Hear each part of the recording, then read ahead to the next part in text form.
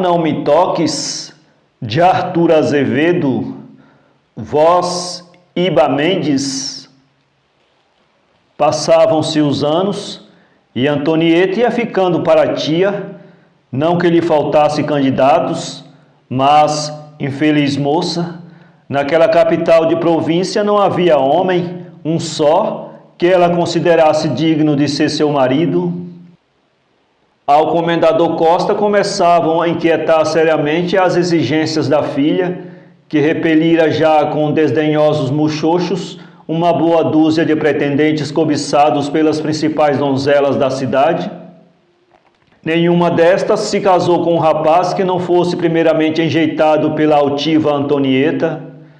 Que diabo, dizia o comendador à sua mulher, Dona Guilhermina, estou vendo que será preciso encomendar-lhe um príncipe.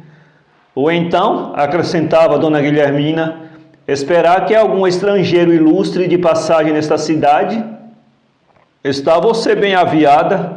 Em 40 anos que aqui estou, só 2 estrangeiros ilustres cá têm vindo, o Agassiz e o Hermann. Entretanto, eram os pais os culpados daquele orgulho indomável. Suficientemente ricos, tinham dado à filha uma educação de fidalga, habituando-a desde pequenina a ver imediatamente satisfeito os seus mais custosos e extravagantes caprichos. Bonita, rica, elegante, vestindo-se pelo último figurino, falando corretamente o francês e o inglês, tocando muito bem o piano, cantando que nenhuma prima dona, tinha Antonieta razões sobejas para se julgar uma avis rara na sociedade em que vivia e não encontrar em nenhuma classe homem que merecesse a honra insigne de acompanhá-la ao altar. Uma grande viagem à Europa, empreendida pelo comendador em companhia da esposa e da filha, completara a obra. Ter estado em Paris constituía naquela boa terra um título de superioridade. Ao cabo de algum tempo, ninguém mais se atrevia a erguer os olhos para a filha do comendador Costa, contra a qual se estabeleceu pouco a pouco certa corrente de animadversão. Começaram todos a notar-lhe defeitos parecidos com o das uvas de La Fontaine, e como a qualquer indivíduo, macho ou fêmea, que estivesse em tal ou qual evidência, era difícil escapar-lhe a uma alcunha. Em breve, Antonieta se tornou conhecida pela Não Me Toques. Teria sido realmente amada? Não, mas apenas desejada, tanto assim que todos os seus namorados se esqueceram dela, todos menos o mais discreto, o mais humilde, o único talvez que jamais se atrevera a revelar os seus sentimentos. Chamava-se José Fernandes e era o primeiro empregado da casa do comendador Costa, onde entrara aos 10 anos de idade, no mesmo dia em que chegara de Portugal. Por esse tempo veio ao mundo Antonieta. Ele virá nascer, crescer, instruir-se, fazer-se altiva e bela. Quantas vezes a trouxeram no colo, quantas vezes a acalentaram nos braços ou a embalaram no berço. E alguns anos depois, era ainda ele quem todas as manhãs a levava e todas as tardes ia buscá-la no colégio. Quando Antonieta chegou aos 15 anos e ele aos 25, seu José, era assim que eles chamavam, notou que a sua afeição por aquela menina se transformava, tomando um caráter estranho e indefinível, mas calou-se e começou de então por diante a viver do seu sonho e do seu tormento. Mais tarde, todas as vezes que aparecia um novo pretendente à mão da moça, ele assustava-se, tremia, tinha acessos de ciúmes que lhe causavam febre, mas o pretendente era, como todos os outros, repelido, e ele exultava na solidão e no silêncio de seu platonismo. Materialmente, seu José sacrificara-se pelo seu amor. Era ele, como se costuma dizer, não sei com que propriedade, o tombo da casa comercial do comendador Costa. Entretanto, depois de tantos anos de dedicação e amizade, a sua situação era ainda a de um simples empregado. O patrão, ingrato e egoísta, pagava-lhe em consideração e elogios o que lhe devia em fortuna. Mais de uma vez apareceram a seu José ocasiões de trocar aquele emprego por uma situação mais vantajosa, Ele, porém, não tinha ânimo de deixar a casa onde, ao seu lado, Antonieta nascera e crescera.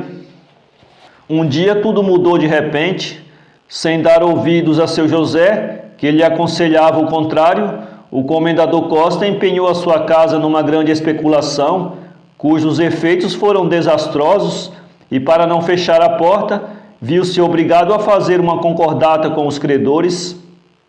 Foi este o primeiro golpe atirado pelo destino contra a altivez da Não Me Toques.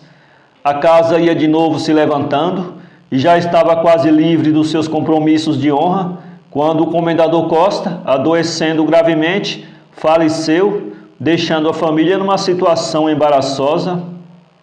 Um verdadeiro Deus ex machina apareceu então na figura de seu José, que, reunindo as suadas economias que ajuntara durante 30 anos e associando-se a dona Guilhermina, fundou a firma Viúva Costa e Fernandes e salvou de uma ruína iminente a casa do seu finado patrão. O estabelecimento prosperava a olhos vistos e era apontado como uma prova eloquente de quanto pode a inteligência, a boa-fé e a força de vontade, quando o falecimento da viúva dona Guilhermina veio colocar a filha numa situação difícil. Sozinha, sem pai nem mãe, nem amigos, aos 32 anos de idade, sempre bela e arrogante, em que pesasse a todos os seus dissabores, aonde iria a Não Me Toques? Antonieta foi a primeira a pensar que o seu casamento com José Fernandes era um ato que as circunstâncias impunham. Antes da sua orfandade, jamais semelhante coisa lhe passaria pela cabeça. Não que seu José lhe repugnasse, bem sabia quanto esse homem era digno e honrado, estimava-o, porém, como a um tio ou a um irmão mais velho, e ela, que recusara a mão de tantos doutores, não podia fazer-se a ideia de se casar com ele. Entretanto, esse casamento era necessário, era fatal. Demais, a Não Me Toques lembrava-se de que o pai, irritado contra os seus contínuos e impertinentes muxoxos, um dia lhe dissera: "Não sei o que supões que tu és, ou o que nós somos. Culpa tive eu em dar-te a educação que te dei. Sabes qual é o marido que te convinha? Seu José. Seria um continuador da minha casa e da minha raça." Tratava-se, por conseguinte, de homologar uma sentença paterna. A continuação da casa já estava confiada a seu José, era preciso confiar-lhe também a continuação da raça.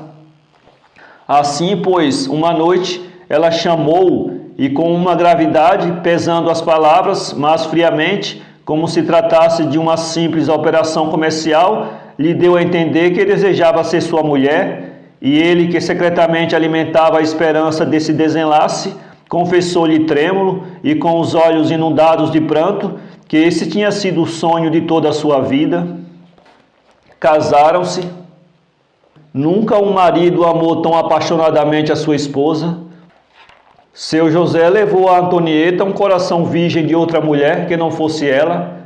Fora das suas obrigações materiais, amá-la, adorá-la, idolatrá-la, tinha sempre sido e continuava a ser a única preocupação do seu espírito. Entretanto, não era feliz, sentia que ela o não amava, que se entregava a ele apenas para satisfazer a uma conveniência doméstica. Era apática, sem querer fazia-lhe sentir a cada instante a superioridade terrível das suas prendas. Ninguém melhor do que ele, tendo sido, aliás, até então o único homem que lhe tocara, se convenceu de quanto era bem aplicado aquela ridícula alcunha de Não Me Toques. O pobre diabo tinha agora saudades do tempo em que a amava em silêncio, sem que ninguém o soubesse, sem que ela própria o suspeitasse. Antonieta aborrecia-se mortalmente naquele casarão onde nascera e onde ninguém a visitava, porque o seu caráter a incompatibilizara com toda a gente. O marido, avisado e solícito, bem o percebeu, admitiu um bom sócio na sua casa comercial, que prosperava sempre, e levou Antonieta à Europa, atordoando-a com o bulício das primeiras capitais do velho mundo. De volta, ao cabo de um ano, construiu uma bela casa no bairro mais elegante da cidade, encheu-a de mobílias e adornos trazidos de Paris e inaugurou-a com um baile para o qual convidou as famílias mais distintas. Começou então uma nova existência para Antonieta, que, não obstante aproximar-se da medonha casa dos 40, era sempre formosa, com o seu porte de rainha e o seu colo opulento, de uma brandura de cisne. As suas salas, profundamente iluminadas, abriam-se quase todas as noites para as grandes e pequenas recepções. Eram festas sobre festas. Agora já não lhe chamavam a nome toques. Ela tornara-se acessível, amável, insinuante, com um sorriso sempre novo e espontâneo para cada visita. Fizeram-lhe a corte, e ela, outrora impassível diante dos galanteios, escutava-os agora com prazer. Um galã, mais atrevido que os outros, aproveitou um momento psicológico e conseguiu uma entrevista. Esse primeiro amante foi prontamente substituído, seguiu-se outro, mais outro, seguiram-se muitos. E quando seu José, desesperado, fez saltar os miolos com uma bala, deixou esta frase escrita num pedaço de papel: enquanto foi solteira, achava minha mulher que nenhum homem era digno de ser seu marido. Depois de casada, por conveniência, achou que todos eles eram dignos de ser seus amantes. Mato-me. Para ler este conto, acesse www.poeteiro.com